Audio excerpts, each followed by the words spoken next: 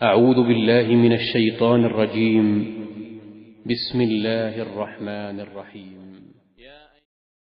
بسم اللہ الرحمن الرحیم۔ السلام علیکم ورحمۃ اللہ وبرکاتہ۔ ماہ رمضان المبارک کے اندر جو عبادات کا طریقہ ہے، ہر روزے کے حوالے سے جو مکمل گائیڈ ہے وہ آپ کو ہمارے چینل سے مل جائے گی کہ روزانہ جو ہے پہلا روزہ، دوسرا روزہ، پھر تیسرا روزہ جو ہے یا چوتھا، اسی طرح پورا ماہ رمضان المبارک جو ہے اس کو کیسے گزارنا ہے، اس کے اندر کون سے وظائف پڑھنا جو ہے وہ افضل ہے اور کون سے اسماء حسنہ جو ہیں پڑھنا اس کے اندر وہ بہتر ہے۔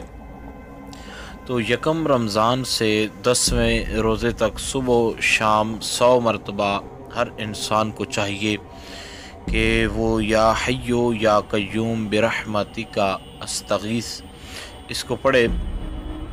اس کے پڑھنے سے اللہ رب ذوالجلال جو ہے اپنی رحمت سے ایک تو حصہ عطا فرماتا ہے اور ایک اللہ تعالیٰ جو ہے وہ انسان کی مدد بھی مشکلات کے اندر فرماتا ہے۔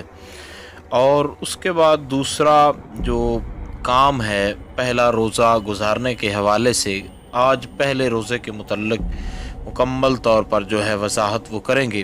بعد از نماز فجر جو ہے اسماء حسنہ میں سے یا رحیم جو ہے اس کو 133 مرتبہ جو ہے آپ نے پڑھنا ہے، اور بعد از نماز ظہر جو ہے اسماء حسنہ میں سے یا کریم 133 مرتبہ جو ہے آپ نے وہ پڑھنا ہے، اور بعد از نماز عصر جو ہے اسماء حسنہ میں سے یا رزاق کو 200 مرتبہ پڑھنا ہے، اور بعد از نماز مغرب جو ہے سورہ فاتحہ جو ہے 40 مرتبہ جو ہے وہ پڑھی جائے۔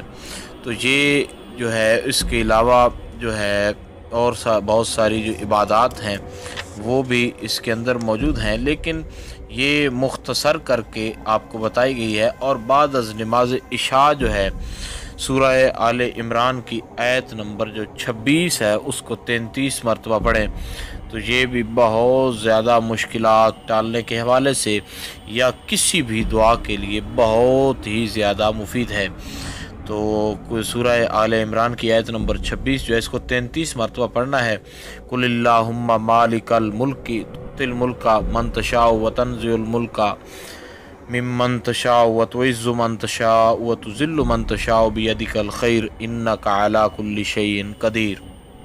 تو یہ جو آپ نے ہے پہلا روزہ اس طرح آپ نے گزارنا ہے۔ پہلے روزے کے اندر جو مکمل آپ کو گائیڈ لائن جو دی گئی ہے، یہ گائیڈ لائن جو ہے علماء کا، فقہاء کا اور صوفیاء کا جو ایک طریقہ رہا ہے کہ کس طریقے سے روزے سے روحانیت جو ہے اس کی وہ حاصل کی جا سکتی ہے، اور کس طریقے کے ساتھ جو ہے اچھے طریقے کے ساتھ انسان جو ہے اپنے معاملات اور اپنی دعاؤں کو قبول کروا سکتا ہے۔